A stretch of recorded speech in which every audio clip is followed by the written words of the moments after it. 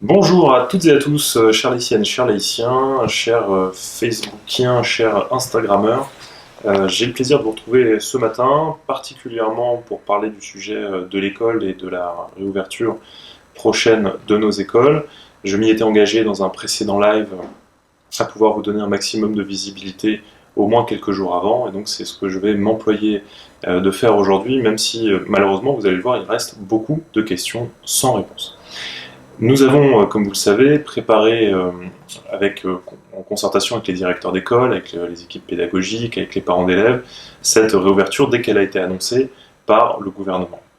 La difficulté qui a été la nôtre, c'est que cette même réouverture des écoles était conditionnée à ce qu'on appelle un protocole sanitaire, c'est-à-dire un recueil de toutes les choses à mettre en place pour pouvoir accueillir les enfants dans les meilleures conditions possibles.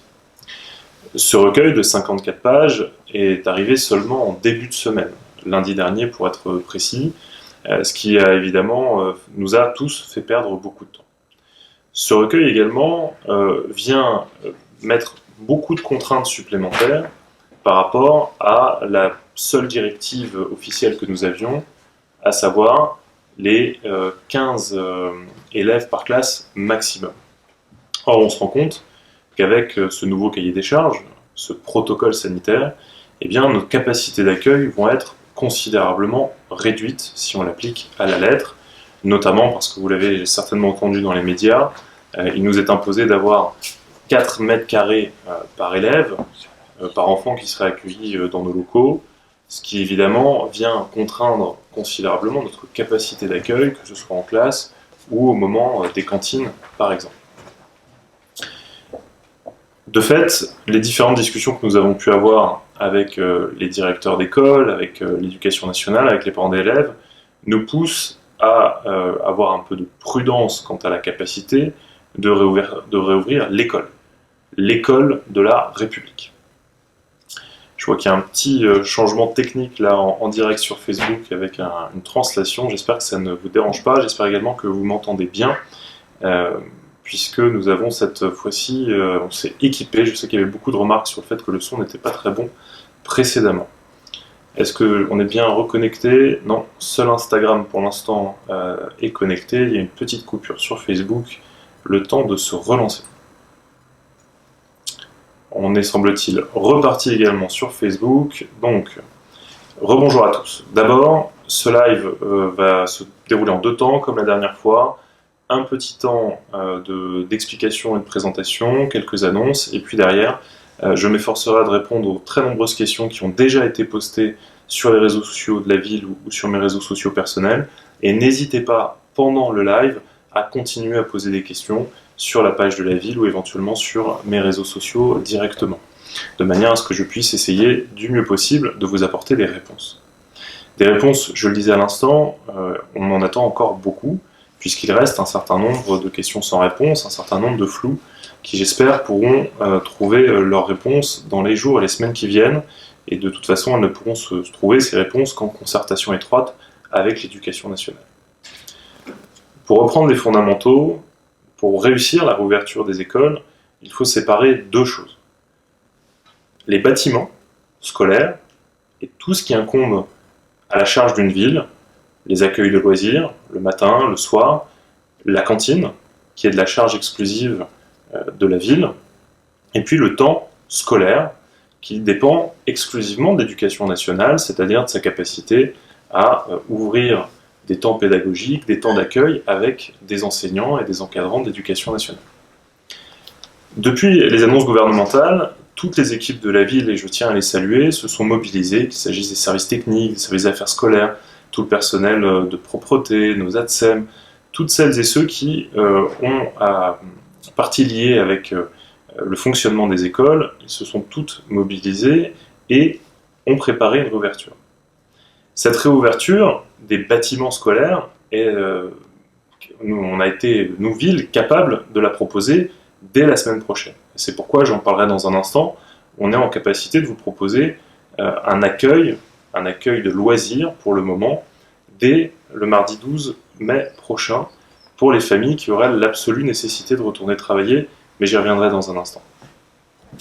En ce qui concerne l'école La difficulté de trouver le juste équilibre et la juste proposition pour nos directeurs d'école et pour nos enseignants est complexe et nécessite effectivement encore un petit peu de temps de réflexion. C'est pourquoi, hier matin, dans une réunion avec les directeurs d'école et l'inspecteur d'académie, il nous a été demandé, nous avons discuté ensemble, d'avoir un délai d'organisation et les directeurs d'école, pour avoir le temps de se retourner vers leurs équipes pédagogiques, pour avoir le temps de bien digérer toutes les informations et toutes les contraintes et tous les cahiers des charges qui leur sont imposés, puisque rappelons qu'une circulaire de l'Éducation nationale n'est sortie que mardi soir, qui réexpliquait un certain nombre de choses, notamment sur quel public privilégier, quels enfants accueillir, etc.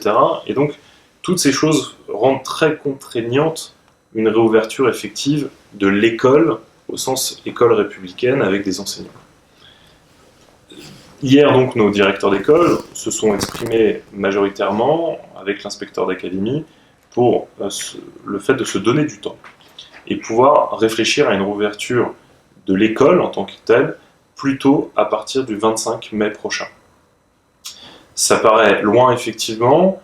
Un des arguments avancés pour se donner ce temps long, et non pas, comme je l'aurais souhaité, essayer d'ouvrir dès le 18 mai, un des arguments consiste à dire qu'il y a un pont la semaine du 18 mai, et qu'effectivement, il y aura eu accueil de loisirs le mercredi, un jeudi férié et un vendredi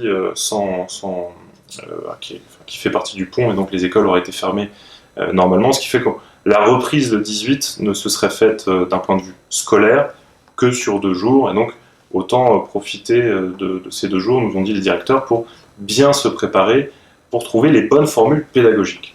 Je n'ai pas la légitimité de m'exprimer en leur nom, mais il y a derrière cette volonté qui a été exprimée par les directeurs hier, une volonté de bien faire les choses. Et de ne pas créer de la complexité sur de la complexité, la situation de crise étant déjà particulièrement difficile. Puisque, comme vous l'avez bien compris, nos capacités d'accueil physique dans les écoles ne permettra d'accueillir qu'un nombre limité d'enfants. Donc, et bien inférieur à des groupes de 10 ou 15 dans les classes. Certains directeurs disaient que l'idéal, par exemple, pour des CP, ce serait maximum 6 élèves pour un professeur en CP. Ce qui signifie qu'il y aurait de toute façon des élèves qui seraient obligés de rester à la maison, d'autres qui pourraient venir en classe, avec potentiellement d'autres enseignants que leurs enseignants classiques. Parfois, la logique de groupe de rassembler les différents niveaux a pu être évoquée pour pouvoir faire des groupes et profiter au maximum de nos capacités d'accueil en fonction du nombre d'adultes présents. Donc vous imaginez bien que tout ça mérite une grande préparation, et notamment parce qu'une vraie question se pose encore à l'heure actuelle: quels peuvent être les critères qui permettent de dire on va accueillir en priorité ces publics-là, ces enfants-là, plutôt que tel autre enfant, puisqu'il est clair que nos capacités d'accueil ne permettront pas d'accueillir tout le monde. C'est une vraie difficulté. Encore une fois, je ne peux pas me faire le porte-parole de l'Éducation nationale, mais je peux vous assurer que la discussion est permanente et que nous comprenons la volonté de l'Éducation nationale de se donner du temps pour pouvoir proposer une solution claire et qui fasse sens, c'est-à-dire que on ne fasse pas une garderie améliorée, mais qu'on soit bien en capacité d'apporter une plus-value pédagogique, parce que sinon, effectivement, autant appeler ça un accueil de loisirs. Or, la volonté, qui est celle de l'Éducation nationale et des directeurs quand on parle avec eux, c'est bien sûr de trouver le juste équilibre pour permettre de continuer à faire un suivi pédagogique des enfants qui seraient chez eux en distanciel et d'apporter une plus-value pour les enfants qui viendraient dans les écoles. J'espère là aussi avoir plus d'éléments prochainement à vous communiquer de ce point de vue, mais je sais aussi que les directeurs d'école et les enseignants vont reprendre contact dans les jours qui viennent avec les familles pour bien leur expliquer quelles pourraient être les modalités. À l'heure où nous parlons, le cahier des charges est à la fois très complexe et en même temps il y a certaines souplesses qui sont plutôt de nature à créer du flou, puisque rien n'est dit sur le fait de devoir rouvrir absolument toutes les écoles d'un coup. Est-ce que c'est toutes les classes d'un coup? Est-ce qu'on est uniquement sur ce qu'on appelle les classes charnières, donc les CP, les grandes sections de maternelle, les CM2, etc. Cette souplesse finalement crée aussi des doutes à l'heure où on se parle.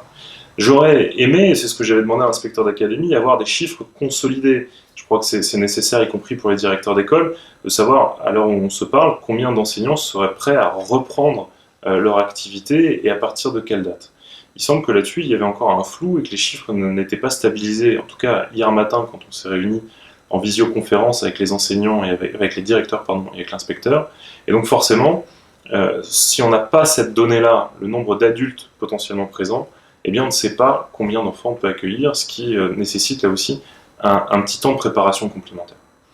Parce que, il faut bien le comprendre, le cahier des charges, le fameux protocole sanitaire qui nous est un peu tombé dessus à la dernière minute, fait qu'en réalité, sur nos capacités d'accueil classiques, et à l'Île Rose, on accueille à peu près 3300 enfants de manière régulière, on devrait être dans une capacité d'accueil entre 10 et 15%. Et c'est pour ça que, vous le voyez bien, la question des critères va être fondamentale, et c'est pas évident pour les directeurs d'école de pouvoir poser sereinement ces critères. J'en viens maintenant à la décision qu'a prise la ville, c'est-à-dire celle de pouvoir proposer, avant la réouverture de l'école éducation nationale, de pouvoir vous proposer, pour les familles qui n'auraient pas d'autre choix, de réouvrir un accueil, et non pas l'école, un accueil qui aura bien lieu dans les bâtiments scolaires de la ville, mais avec nos animateurs de l'IFAC qui se sont rendus disponibles pour pouvoir accueillir les enfants dans un format accueil de loisirs classique et permettre aux quelques familles qui n'ont absolument pas d'autre choix que de reprendre le chemin du travail et sans possibilité de télétravail par ailleurs, de pouvoir confier à cet accueil, confier à nos animateurs des enfants. Donc cet accueil de loisirs sera disponible à partir de mardi matin, sur inscription et sur inscription seulement. Donc il vous est possible de prendre attache soit par mail, soit par téléphone avec le service des affaires scolaires de la ville pour pouvoir inscrire votre enfant. Ça nécessitera d'être en capacité de fournir une attestation employeur pour les deux parents, une attestation employeur précisant bien qu'il vous est demandé de revenir travailler et que vous n'avez pas la possibilité de télétravailler. C'est vrai évidemment pour les salariés, c'est vrai pour les indépendants. J'ai croisé beaucoup de commerçants, d'indépendants sur la ville qui sont en grande difficulté parce qu'ils n'ont rien touché, aucune compensation financière pendant toute la période du confinement et qui, pas forcément de gaieté de cœur, n'ont pas d'autre choix que de trouver une solution de garde pour leurs enfants. Et donc nous serons heureux avec les animateurs de l'IFAC de leur proposer cette solution de garde dans les meilleures conditions sanitaires possibles. Évidemment, la collectivité, le déconfinement pose des questions, mais je peux vous assurer que tout ce qui est en notre pouvoir sera mis en œuvre pour sécuriser cet accueil de loisirs dans les meilleures conditions sanitaires. Pour être sûr de se garantir des conditions sanitaires idéales, eh bien, il faut se concentrer sur un tout petit nombre d'enfants, et c'est pourquoi notre capacité d'accueil est très limitée, et on parle effectivement, comme je vous le disais, d'une capacité d'accueil entre 10 et 15% par groupe scolaire, ce qui est effectivement très faible par rapport à la fréquentation classique des élèves. Donc voilà la situation. L'éducation nationale qui aujourd'hui a besoin de temps pour faire une proposition pertinente aux familles, une éducation nationale qui continue à faire cours pour la quasi-totalité d'entre eux à distance et qui va travailler en partenariat avec la ville à une réouverture d'un accueil scolaire, a priori à partir du 25 mai. Je serais heureux qu'on puisse ouvrir peut-être certaines écoles avant, en tout cas ce serait, je crois, la volonté de la directrice académique, mais en tout état de cause, sachez que d'ici là, pour celles et ceux qui n'ont pas d'autre choix, eh bien la ville a souhaité mettre en place cet accueil de loisirs que j'évoquais à l'instant. C'est un temps important, c'est un temps de crise. Il nous est apparu important de jouer notre rôle et jouer notre part. Pour autant, nous sommes bien conscients que tout le monde ne sera pas parfaitement satisfait de la situation. Et c'est vrai du côté de l'éducation nationale, c'est vrai du côté de la ville. Soyez assurés qu'on fait notre maximum et on essaie d'être le plus souple et le plus réactif possible, tout en sachant que, comme vous, les données et les directives tombent un peu à la dernière minute, ce qui évidemment ne rend pas les choses très simples. Voilà. Je ne voudrais pas être plus long dans le cadre de cette introduction, je préfère répondre à vos questions. Comme je le disais tout à l'heure, il y en a déjà beaucoup qui m'ont été posées, auxquelles je vais me faire un devoir de répondre, mais n'hésitez pas à compléter ces questions. Si mes propos méritent d'être détaillés sur tel ou tel point, n'hésitez pas. Pour vous laisser peut-être le temps de rédiger ces questions, de commencer à les faire remonter, je fais une petite digression concernant la distribution des masques, puisque vous savez qu'à partir de demain, et donc vendredi, samedi, dimanche, des masques en tissu lavable vont être distribués à l'ensemble de la population, à l'ensemble des habitants de l'Île Rose, en fonction d'un ordre alphabétique préétabli. Normalement, vous avez dû recevoir dans vos boîtes aux lettres la documentation qui explique les modalités de distribution. Vous avez dû recevoir donc un petit formulaire à pré-remplir dans l'idéal. Si tel n'était pas le cas, ces documents sont disponibles sur le site internet de la ville, sur les réseaux sociaux de la ville, et puis si vous n'aviez pas la possibilité de les imprimer chez vous, eh bien il y en aura disponible en vierge dans les différents points de distribution, donc n'hésitez pas là aussi à venir les chercher et le cas échéant à nous appeler préalablement pour être bien sûr d'avoir identifié le bon créneau horaire auquel vous êtes attendu et dans quel quartier vous êtes attendu. Je voudrais profiter de cette vidéo, même si la vocation de cette vidéo était essentiellement d'être consacrée à la question scolaire, pour vous faire un petit point sur cette question de masque, puisque je le regrette, en ce temps où nous devrions tous n'avoir qu'un mot d'ordre, celui de l'unité et du rassemblement, une des familles politiques que nous avons affrontées aux dernières élections fait le choix de faire de la polémique, et à mes yeux de la polémique stérile, puisque une des équipes n'a pas trouvé mieux que d'essayer d'écrire au préfet du Val-de-Marne pour demander l'interdiction de la distribution des masques, sous prétexte qu'il y a dedans une microfibre en iodure d'argent qui a vocation à être un produit antibactérien. Je vois aucun doute sur le fait qu'on est dans de la polémique stérile, puisque, vous vous en doutez, ces différents masques ont 100% des normes en vigueur, normes AFNOR, normes CE. Ces masques sont produits en Europe, commandés à une entreprise val-de-marnaise. Nous avons toutes les garanties possibles et imaginables sur le fait que ce produit antibactérien est bien un plus apporté au masque et évidemment n'est en rien une menace pour la sécurité. Donc ne vous laissez pas avoir par des fake news ou par des informations qui n'ont qu'une vocation, c'est faire de la polémique et de la politique politicienne. Vous aurez toutes les recommandations et toutes les normes et toutes les garanties sur les documents qui vous seront distribués avec les masques. Donc protégez-vous et venez chercher ces masques. Évidemment, nous n'avons pas fait n'importe quoi et je ne laisserai personne lancer des polémiques stériles qui n'ont qu'une vocation, c'est inquiéter les gens pour fiche le bazar. Pardon pour cette parenthèse un petit peu longue, mais je pensais que c'était important de vous rassurer pour celles et ceux qui auraient été soumis à cette propagande stérile. Je voulais donc vous proposer de commencer à répondre aux questions. Je vois que de nouvelles questions se font jour et je m'en réjouis. Première question qui est importante, même si elle n'est pas directement reliée à notre sujet, c'est Leïla qui nous dit merci beaucoup pour ces lives, mais le live n'est pas sous-titré, donc c'est difficile pour les personnes malentendantes de pouvoir suivre le discours. C'est un vrai point, donc ce que je ferai à partir de maintenant, ce sont des petits résumés des lives, finalement, les points essentiels que nous pourrons diffuser sur YouTube et qui, cette fois, seront sous-titrés, ce qui permettra à tout le monde d'en prendre connaissance, en plus des différents textes qui pourraient être adressés à la population, que ce soit sur les réseaux sociaux ou par email directement aux parents d'élèves, en ce qui concerne le point du jour. Julien nous demande pourquoi, avant les annonces du gouvernement, avez-vous décidé de faire ce Facebook Live? Ne fallait-il pas attendre de connaître la version définitive du déconfinement? Alors concernant les affaires scolaires et tout ce qui est réouverture d'école, eh bien on peut considérer que maintenant on a l'intégralité des documents. Comme je vous le disais, ils sont arrivés très tard, puisqu'on a eu la version définitive du protocole sanitaire seulement lundi, et seulement mardi soir, une circulaire de l'Éducation nationale qui venait préciser aux directeurs d'école, aux enseignants, à la communauté éducative, ce qui il était nécessaire ou recommandé de faire. Donc c'est vrai que c'est arrivé très tardivement, mais nous avons maintenant le cadre global, dirais-je, et c'est pour ça que nous avons pu nous réunir avec les directeurs d'école mercredi matin et lancer le processus des réouvertures des écoles, on l'espère dès le 25 mai. Nous avons Lily,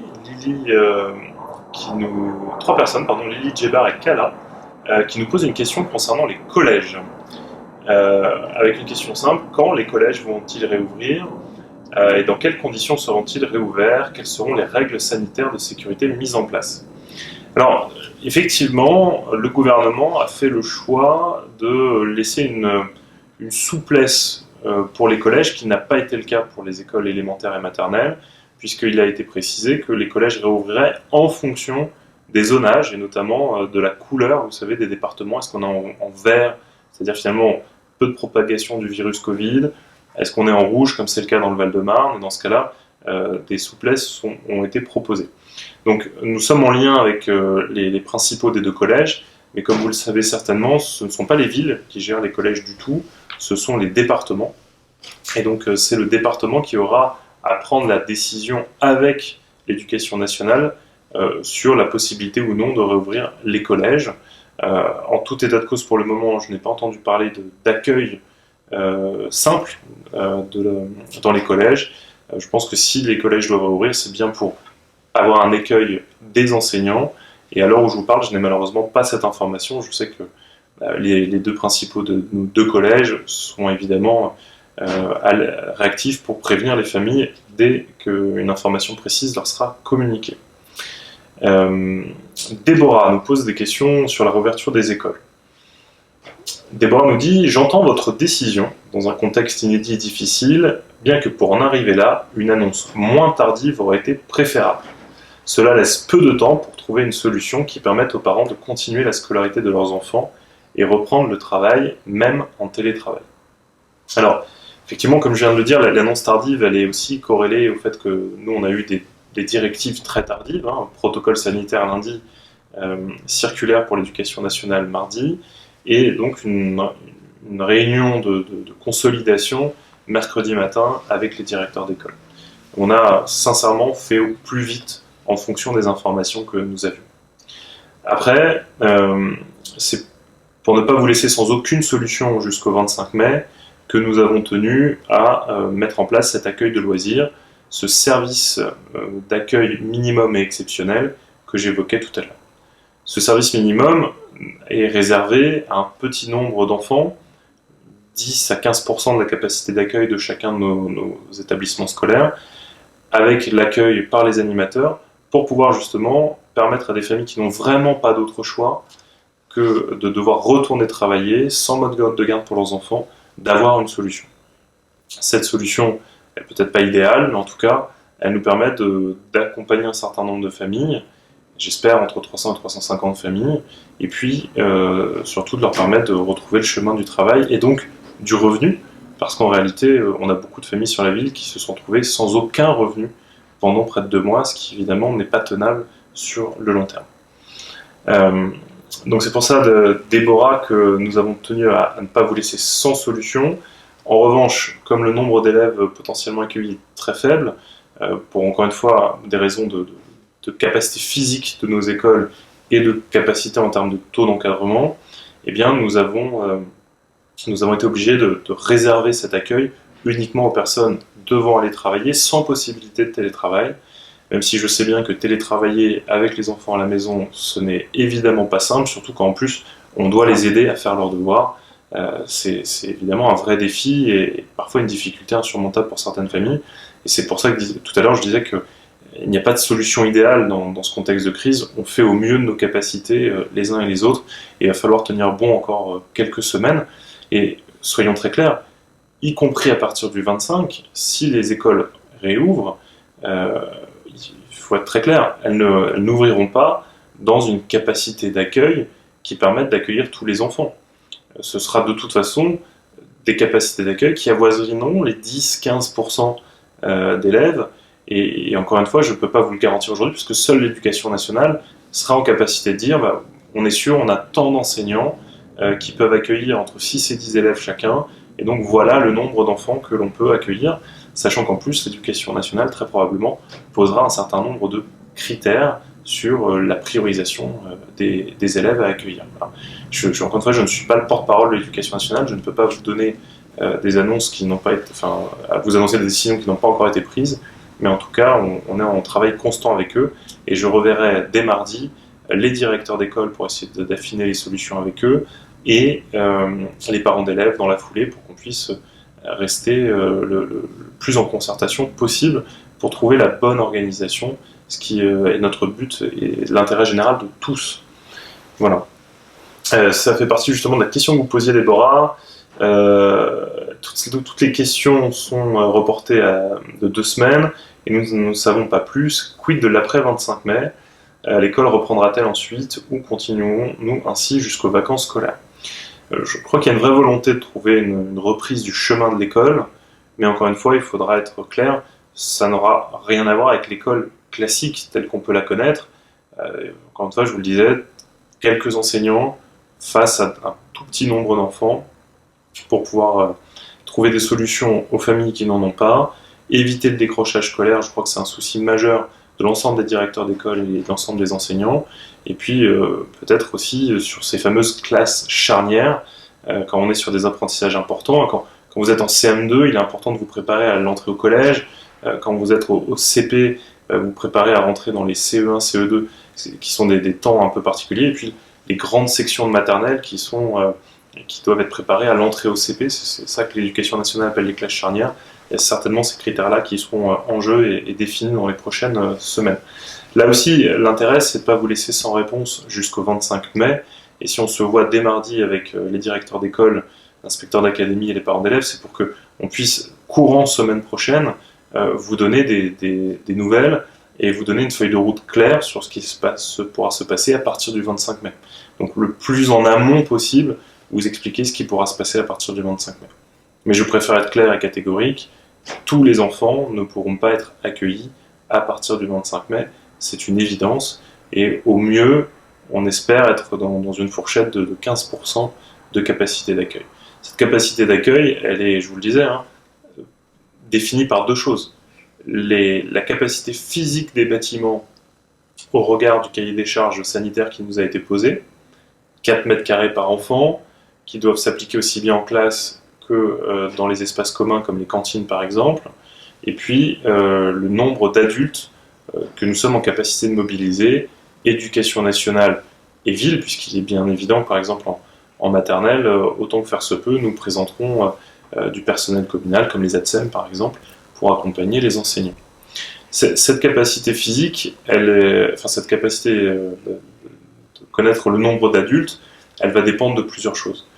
La capacité sanitaire de nos personnels et des personnels de l'éducation nationale, et c'est vrai également des animateurs de l'IFAC, de pouvoir reprendre le travail. Il est évident que quelqu'un qui aurait une pathologie, un risque de comorbidité, soit pour lui-même, soit pour sa famille, forcément, on ne peut pas l'obliger à reprendre le travail, ça n'aurait pas de sens.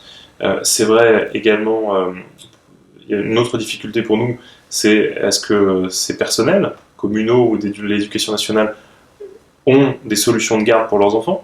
Ont-ils des solutions de garde pour leurs enfants? Un enseignant qui habiterait dans une autre commune où l'école n'a pas repris, ça peut poser une contrainte également pour pouvoir venir travailler physiquement dans les écoles. C'est vrai également pour nos personnels. Et puis, il y a la difficulté de la reprise effective du travail, notamment parce que certaines personnes sont dans un contexte d'angoisse. Et je crois savoir que la directrice académique a expliqué aux enseignants à l'occasion d'un CHSCT, un comité d'hygiène et de sécurité, une sorte d'instance de dialogue avec les syndicats, qu'un enseignant qui souffrirait d'angoisse à l'idée de reprendre le travail pourrait éventuellement ne pas être exempté de reprise physique de l'éducation nationale. Donc tout ça laisse évidemment à penser qu'on sera très en dessous des effectifs habituels d'enseignants. Un peu au doigt mouillé pour le moment, ce que nous disaient les directeurs d'école hier, c'est que dans certaines écoles, on s'attend à avoir un enseignant prêt à reprendre. Je pense à une école maternelle notamment. Dans d'autres, on monte à quasiment 85% des effectifs, donc c'est très très variable et ça va certainement s'ajuster et se lisser dans le temps, parce que en fonction des garanties sanitaires qu'on peut apporter, en fonction des critères qui seront pris pour les élèves, on pourra certainement trouver une organisation. En tout cas, c'est ce sur quoi travaille l'éducation nationale au moment même où on se parle. Nous, encore une fois, en tant que collectivité, en tant que mairie, on apporte la logistique, on s'assure que les bâtiments soient fonctionnels, soient aux normes sanitaires. On apporte évidemment la logistique de la cantine. Et j'avais eu l'occasion de dire, je le redis là, les enfants pourront toujours manger à la cantine, les quelques enfants accueillis, mais dans une logique, dans un premier temps, de panier repas, et dès que possible, toujours en logique de repas froid, mais cette fois sur des plateaux repas un petit peu plus complets. C'est aussi l'intérêt d'ouvrir cet accueil de loisirs dès mardi 12, c'est de pouvoir bien se roder sur toutes ces procédures, et notamment sur la capacité à apporter des repas de qualité, bien qu'en liaison froide, dans l'ensemble des établissements. Voilà pour les questions. Déborah Ouda qui nous dit: du coup, ma fille qui devait rentrer au CP à l'Allier le 11 mai, fera-t-elle sa rentrée ou pas? Alors, non, elle ne fera clairement pas sa rentrée le 11, et d'ailleurs, aucun enfant ne rentre le 11, puisque depuis quelques jours maintenant, le ministre a bien expliqué que le 11 mai servirait de pré-rentrée. C'est-à-dire que là où les écoles veulent rouvrir, les directeurs d'école, les enseignants ont la possibilité de rentrer à l'école, mais pas encore face à élèves. Et donc de toute façon, les villes qui ont pu, avec l'éducation nationale, lancer une reprise de l'école, de toute façon se faisait au plus tôt le 12 mai. Certaines villes ont pu, parce qu'il y avait beaucoup d'enseignants, parce que les directeurs se sont tous mis d'accord tout de suite sur les critères de choix des enfants et des contenus pédagogiques, ont pu reprendre dès la semaine prochaine. Mais la plupart des villes concernées vont plutôt reprendre le jeudi 14 que le mardi 12 par exemple. Donc oui, il faut être clair, il n'y aura pas d'école la semaine prochaine, c'est une certitude, et a priori pas d'école avant le 25 mai, sauf à ce que les directeurs d'école trouvent des solutions nouvelles, mais je n'y crois pas trop pour le moment, parce que si on a fixé ensemble cette date du 25 mai, s'ils sont souhaités avoir ce délai, c'est vraiment pour pouvoir se préparer au mieux, et je ne pense pas les voir revenir en arrière sur ces sujets-là. Voilà, j'ai plein d'autres questions, je le disais, avec Coralie qui nous dit quelle déception, pourquoi besoin d'autant de temps pour organiser une rentrée fin mai. C'est ce que je vous expliquais tout à l'heure. La commune est prête à reprendre, d'ailleurs on réouvre les bâtiments dès la semaine prochaine, dès le 12, avec les animateurs de l'IFAC, donc on est en capacité physique d'ouvrir les bâtiments. En revanche, je vous le disais, le cahier des charges qui est donné aux directeurs d'école et aux enseignants est complexe, et donc ils ont besoin de temps pour bien s'organiser et vous donner de la visibilité quant à quels enfants pourraient être accueillis et pour faire quoi à l'école face aux enseignants. Voilà. Vous avez raison, Coralie, de préciser qu'il est fort probable qu'en septembre, la situation sanitaire soit équivalente, ou en tout cas pas loin, et qu'il faut d'ores et déjà se préparer à avoir des normes très drastiques pour la rentrée. On se donne dans les 15 jours qui viennent, effectivement, comme priorité de réouvrir l'école le 25 mai, en tout cas c'est le défi que se lance l'Éducation nationale, mais bien entendu qu'en parallèle on travaille avec l'Éducation nationale et parents d'élèves aux différentes modalités de ce que pourrait être l'école à partir de septembre si la crise sanitaire était toujours importante. Ça passerait par des questions comme lisser les flux le matin, faire en sorte que tout le monde n'arrive pas à la même heure, que tous les parents d'élèves ne soient pas agglutinés. Il y a la question de la dépose en classe des enfants de maternelle, par exemple, qui ne serait plus possible, etc. Tous ces sujets sont actuellement en train d'être discutés et traités, et il est évident que pour réussir septembre, il faut que toutes les décisions soient prises, et toutes les mesures soient prises dès maintenant. Laetitia, toujours sur la réouverture des écoles, nous dit « Les profs disent bien que c'est la municipalité qui ferme les écoles.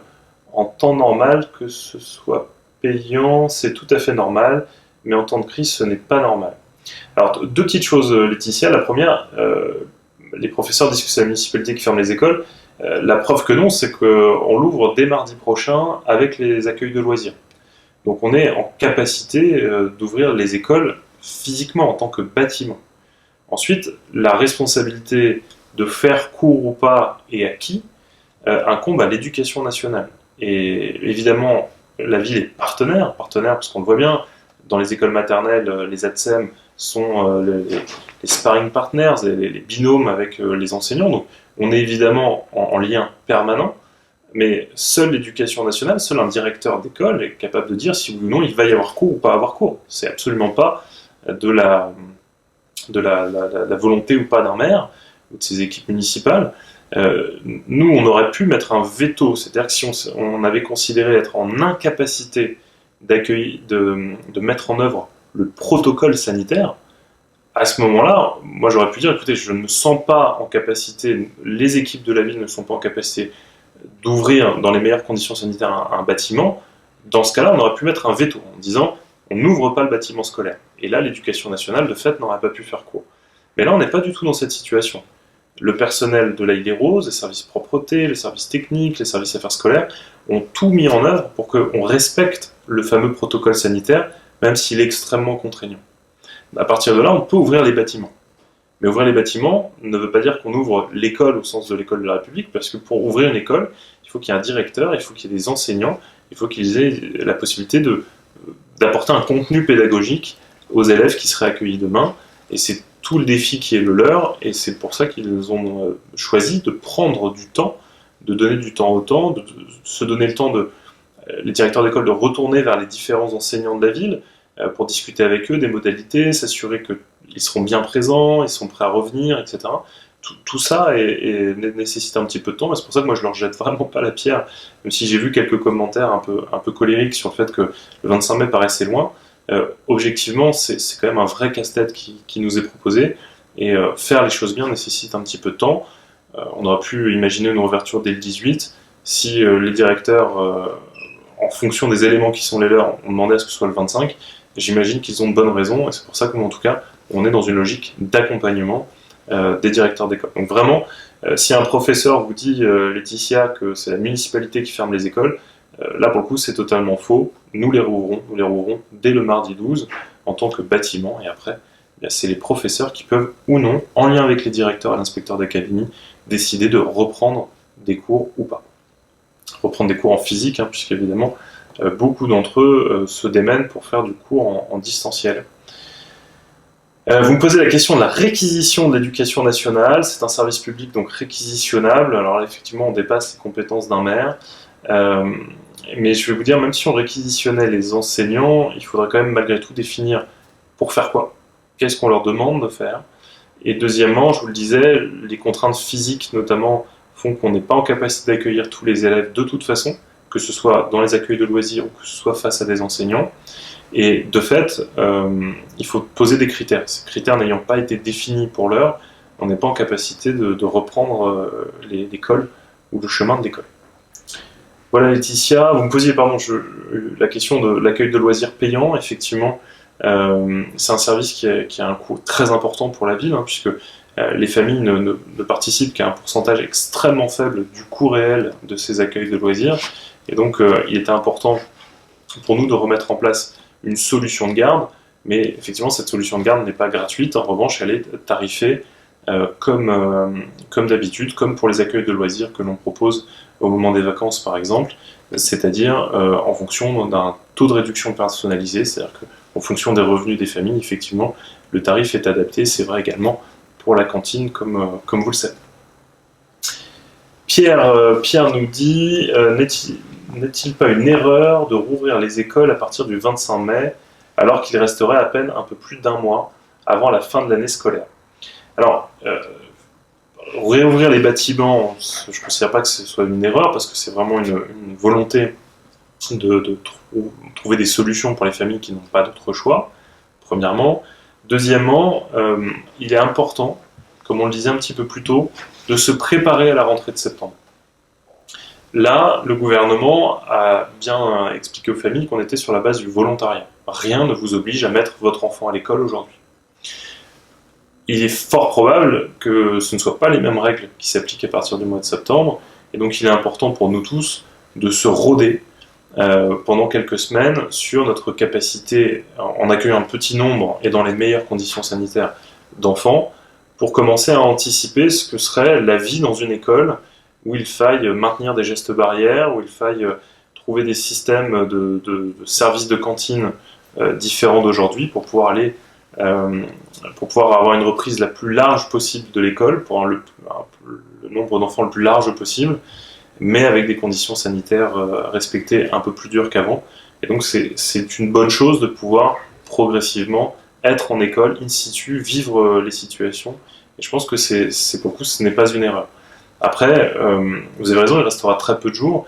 Il reste, de mémoire, entre le 11 mai et la fin de l'année scolaire, il restait 30 jours effectifs d'école. Donc c'est un petit nombre de jours, mais qui peut être important pour certains, notamment sur les fameuses classes charnières. Et puis, de toute façon, il faut qu'on se prépare au mois de septembre. Merci Pierre pour cette question. On a une question de Aura Bora, très joli pseudo. Donc le 25 mai, toujours en petit groupe, pour les enfants qui resteront à la maison, auront-ils les mêmes devoirs que les copains en classe? C'est une bonne question, j'ai pas la réponse puisque seule l'éducation nationale peut l'avoir. Il est certain que les enfants qui resteraient à la maison auront vocation à continuer à recevoir des devoirs et avoir du cours en distanciel. En revanche, on voit bien qu'un professeur qui serait toute la semaine devant un groupe d'élèves, même si c'est un tout petit groupe, va commencer à avoir du mal à gérer le distanciel et le présentiel. Et donc il est probable que soient déconnectées les deux fonctions. Mais là encore, je mets des guillemets sur ce que je dis, puisque seule l'éducation nationale est capable de vous dire précisément ce qu'il en sera.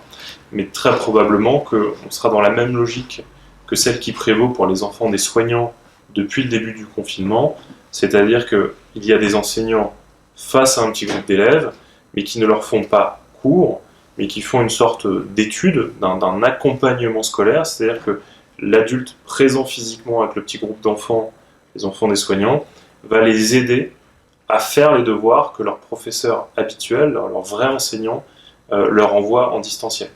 Donc on est sur quelque chose, vous voyez, d'un peu mixte, qui est vraiment un accompagnement pédagogique, mais sur la base de devoirs qui sera envoyés à l'intégralité de la classe. C'est une des options. Seuls les directeurs d'école et les enseignants pourront vous préciser quel sera leur choix définitif par rapport à la volonté, au format qui sera proposé. En tout cas, clairement, le message de l'éducation nationale, c'est de dire que chaque élève, qu'il soit en présentiel ou en distanciel, puisse continuer à s'exercer dans sa scolarité et continuer à faire des devoirs. Angélique et Jarige nous posent une question un peu semblable. Serait-il envisageable de rouvrir les écoles en partageant les classes en deux, 15 enfants max, serait présent une partie les lundis et mardis, l'autre moitié de la classe jeudi et vendredi? Est-ce une solution envisagée?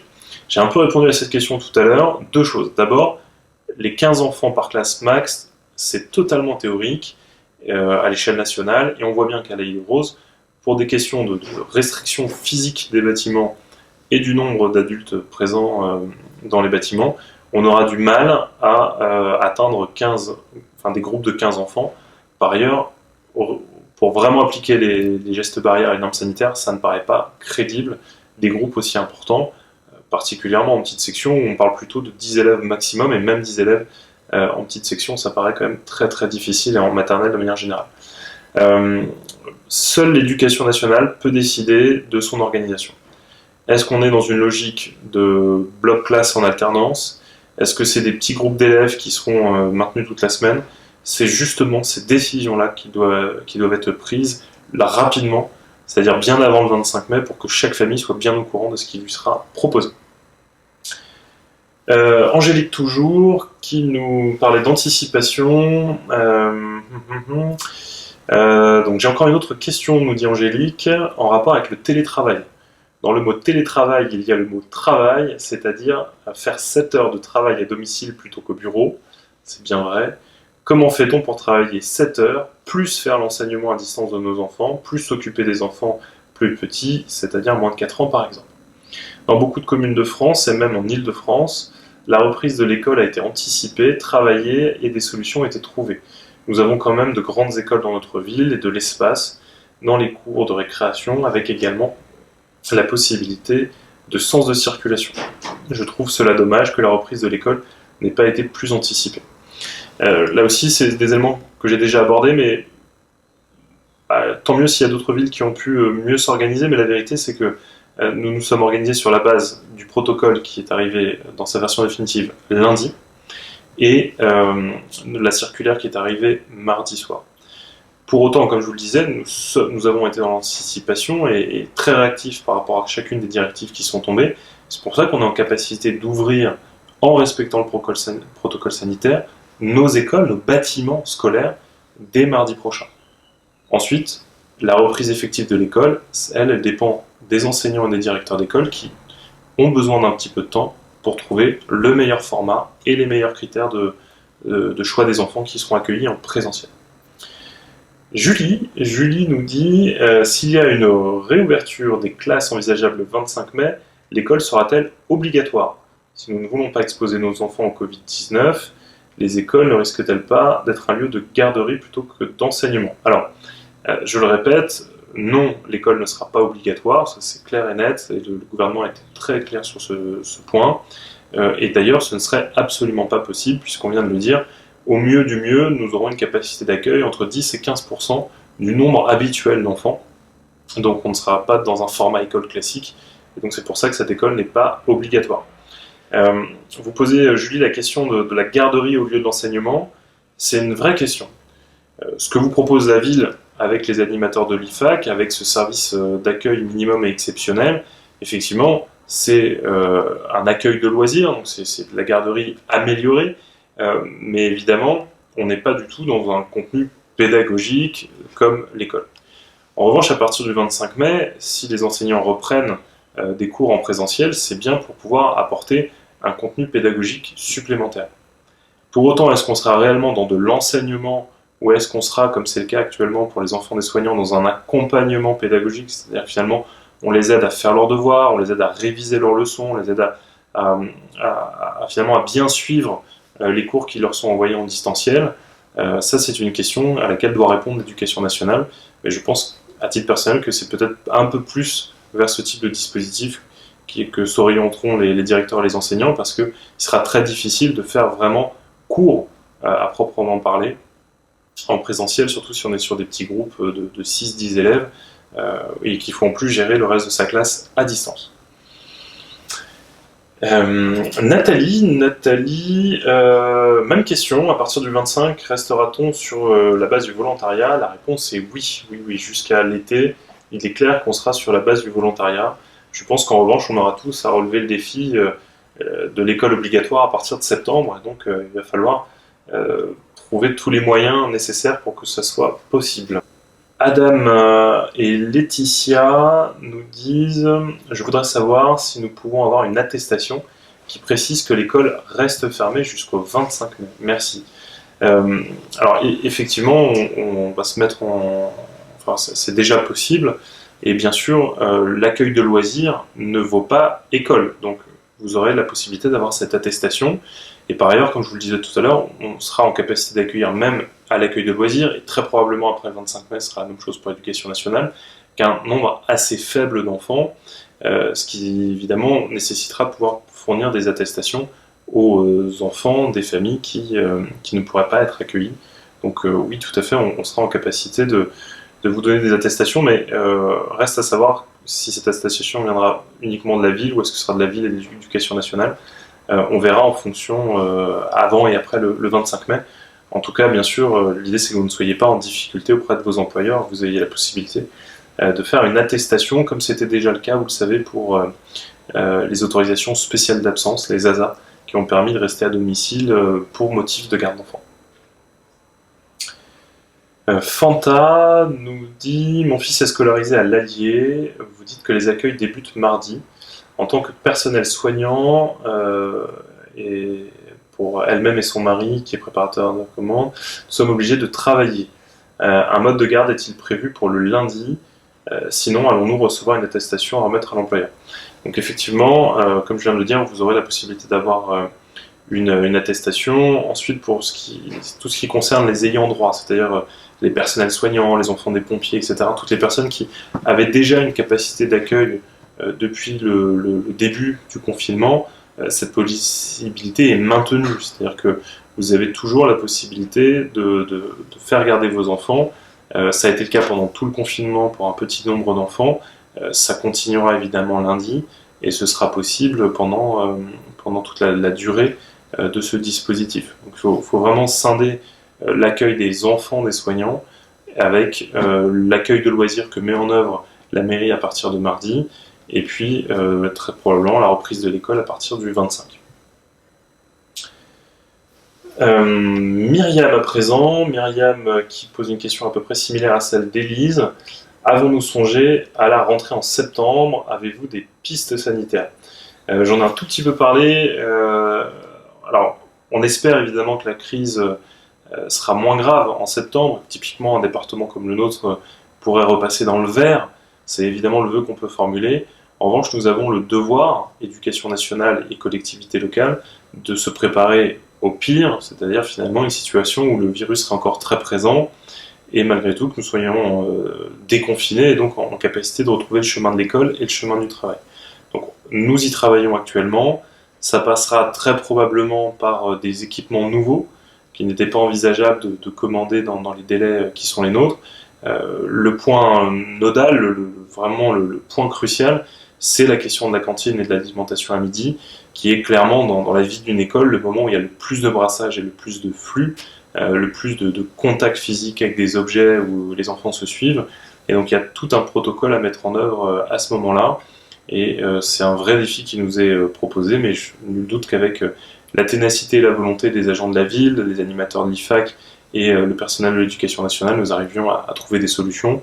Comme je vous le disais tout à l'heure, priorité, réouverture de l'école à partir du 25, mais dans les jours qui viennent, on va pouvoir commencer à avoir des réunions de travail sérieuses avec le personnel de l'éducation nationale, les personnels des animateurs de l'IFAC et le personnel communal pour voir ce qu'il sera nécessaire de commander, très probablement, quels seraient les aménagements nouveaux à faire pour pouvoir ouvrir une école à grande capacité dans le contexte sanitaire contraint dès septembre. Lily nous demande comment peut-on inscrire son enfant pour la rentrée de septembre. Pour un enfant de 2 ans et demi, la mairie est-elle ouverte? Alors, la mairie va réouvrir à partir du 11 dans le cadre du déconfinement, mais pendant toute la période du confinement, le service affaires scolaires a continué à travailler ou à télétravailler, donc reste disponible et joignable par email ou par téléphone. Donc n'hésitez pas à contacter le service affaires scolaires, vous avez la possibilité de gérer l'inscription de façon dématérialisée en envoyant les pièces justificatives, donc via le site internet de la ville, via l'adresse mail du service affaires scolaires, ou tout simplement en appelant le service affaires scolaires, en appelant directement à l'hôtel de ville pour qu'on puisse vous faire gagner du temps sur cette inscription, chère Lily. Une autre question de Virginie qui nous dit voilà, bonjour, je suis consterné de voir que l'on ne peut pas mettre en place un service minimum scolaire, chose qui était en vigueur jusque-là.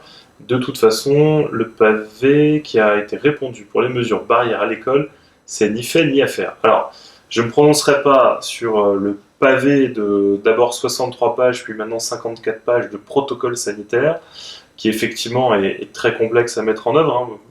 Juste pour anecdote, il y a une partie qui concerne la mise en place d'éléments physiques, c'est-à-dire l'aménagement des salles de classe, l'aménagement de la cantine, les sens de circulation dans les couloirs, qui est mis en place par la ville et qui va vraiment pouvoir être applicable à la lettre.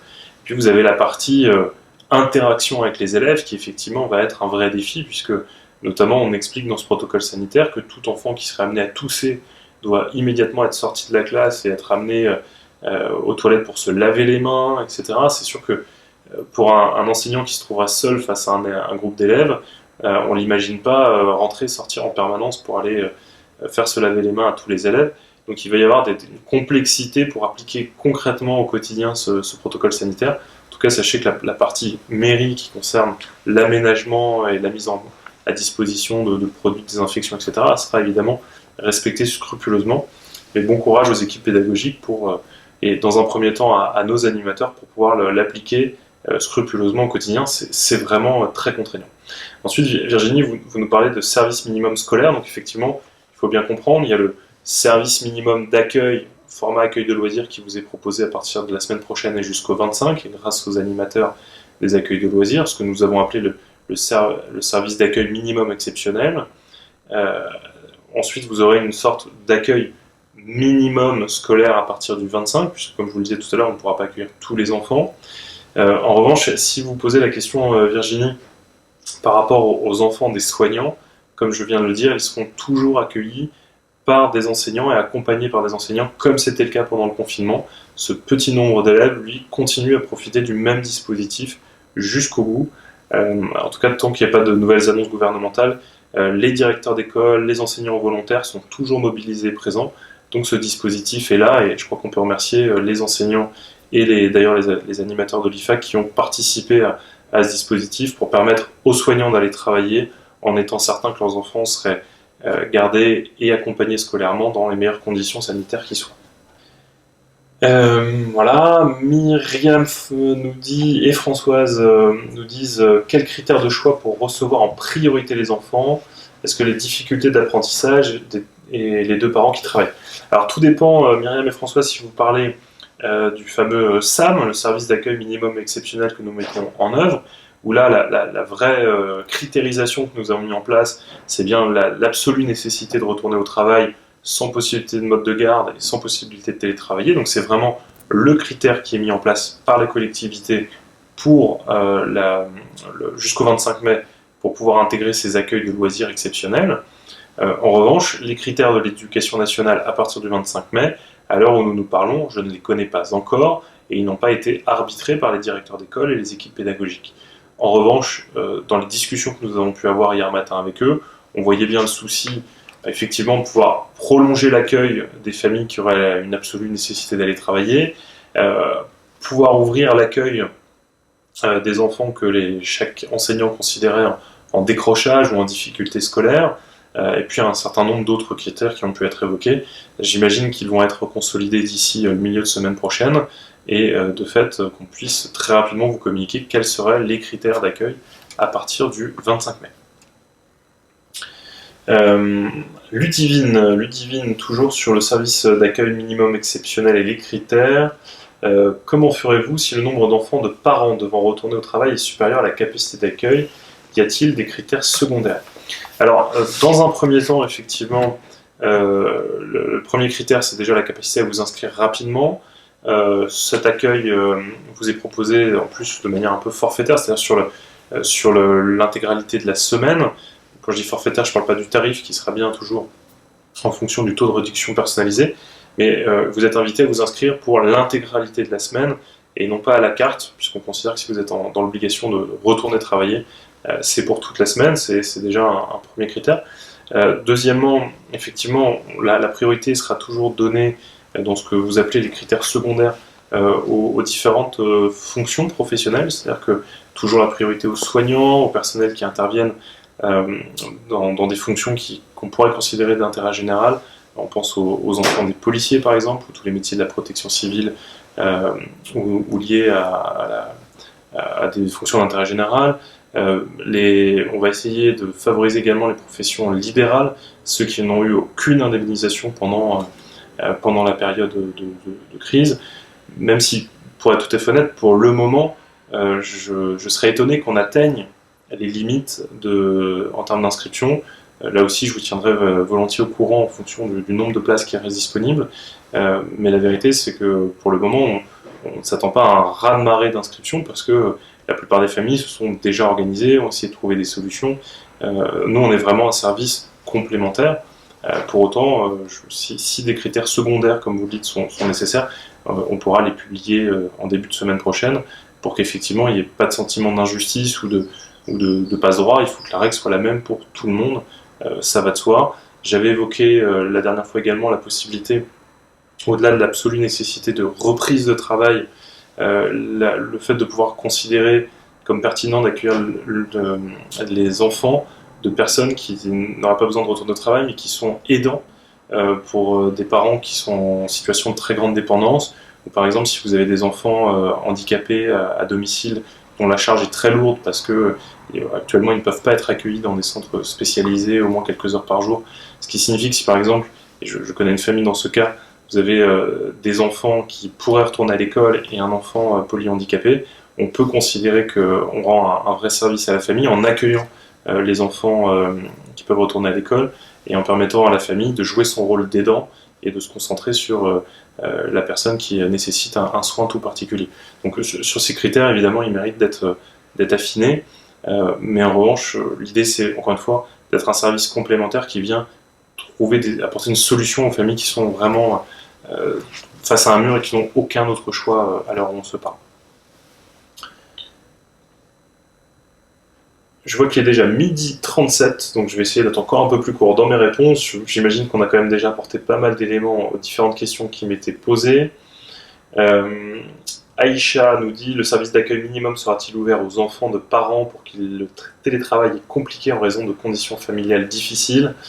gestion de 3 jeunes enfants, dont 2 scolarisés et un aidant de l'aîné polyhandicapé. Bah écoutez, Aïcha, j'avais pas lu votre question avant de tenir les propos que je viens d'apporter. Je pense qu'effectivement, on doit pouvoir vous aider et vous accompagner dans cette logique, parce que évidemment, on peut vous considérer comme étant aidant, et à partir de là, trouver les critères qui vous permettent de rentrer. En revanche, pour les familles, et je comprends bien encore une fois la difficulté de télétravailler avec les enfants à la maison, si vous avez la possibilité de télétravail, vous ne serez pas considéré comme pouvant vous inscrire à ce service d'accueil minimum exceptionnel. La priorité est vraiment donnée à ceux qui ont besoin de quitter leur domicile pour aller pratiquer le travail physiquement. Et donc c'est là-dessus que vraiment on a souhaité vous proposer d'ici le 25 mai cet accueil particulier. Corinne nous dit « Bonjour, pouvez-vous nous dire si cette garderie, donc cet accueil de loisirs, qui est payante, suivra bien une grille tarifée avec le taux de réduction personnalisé, ou bien s'il y aura un tarif unique ?» Je l'ai déjà dit, mais je le répète, hein, donc les tarifs habituels de l'accueil de loisirs s'appliqueront et donc personnalisés en fonction des revenus de chacun.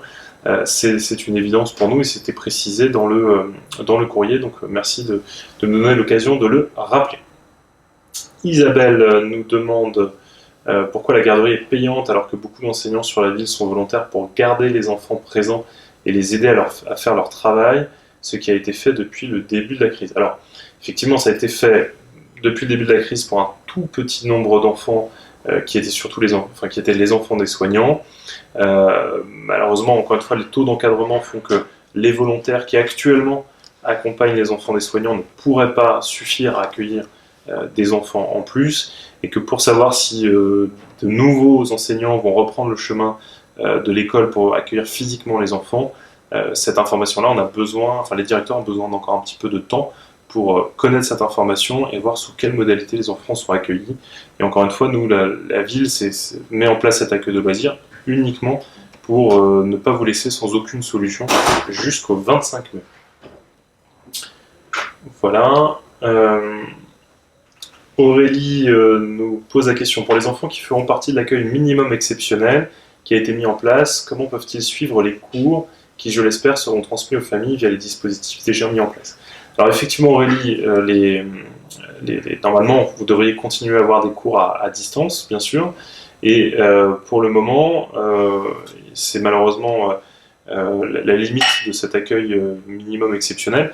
Il n'a pas vocation à avoir un contenu pédagogique et nos animateurs n'ont pas vocation à leur faire leurs devoirs. Ce n'est pas le concept.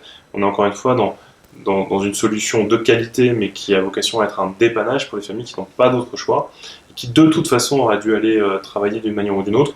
Donc il restera à leur charge effectivement de continuer à s'assurer du suivi pédagogique. Il sera peut-être intéressant de bien briefer les enseignants sur leur capacité à faire, etc. Mais je préfère être clair, nous n'aurons pas cette capacité de faire de l'aide aux devoirs dans ces conditions. En revanche, je sais que différents dispositifs d'aide aux devoirs sur la ville, dont notamment l'accompagnement à la scolarité qui est proposé par la ville en partenariat avec l'IFAC, sera à continuer son œuvre à distance et va pouvoir prochainement réouvrir pour pouvoir accompagner les enfants qui seront en difficulté notamment. Donc ça peut être aussi des pistes à explorer pour ce faire. Enfin, il nous reste 1, 2, 3, 4, 5 questions. Laetitia qui nous dit « Ma fille étant en CE1, il me paraît indispensable de continuer l'école à la maison. Votre alternative à la réouverture des écoles est une très bonne idée, merci Laetitia, cependant pénalise un peu pour l'apprentissage de tous les enfants, merci beaucoup. » Je vous confirme qu'effectivement c'est une solution qui permet un dépannage, encore une fois une solution de qualité, mais une solution qui n'a pas vocation à remplacer l'école, hein, il faut être très clair. Et donc nos animateurs feront le maximum pour que les journées soient intéressantes pour les enfants, même si vous savez les contraintes sanitaires font qu'il y aura un minimum d'interaction entre les enfants. Pour autant, effectivement, on ne pourra pas les aider aux devoirs. Et donc, si vous aviez jusqu'ici un système qui permette à vos enfants de bien faire leurs devoirs à la maison, ne vous précipitez pas pour les mettre à l'accueil minimum et exceptionnel, parce que ça n'a pas vocation effectivement à assurer la continuité pédagogique. On n'en est pas en capacité à court terme. et j'espère que ce sera une réponse qui pourra nous être apportée très bientôt, en tout cas à partir du 25 mai, grâce aux enseignants et aux directeurs d'école. Pour les parents ne souhaitant plus mettre leurs enfants à l'école, peut-on venir récupérer l'intégralité de leurs affaires laissées dans leur case en salle de classe? Deux bonnes questions, Aurélie. Alors la première, concernant les activités sportives. Les activités sportives sont en général effectuées auprès, en tout cas payantes, sont effectuées auprès des clubs sportifs. Donc seuls les clubs ont la réponse à votre question, Aurélie. En revanche, ce que je peux vous dire, c'est que pour être sûr de ne mettre aucun club ou aucune association en difficulté, la ville a tenu à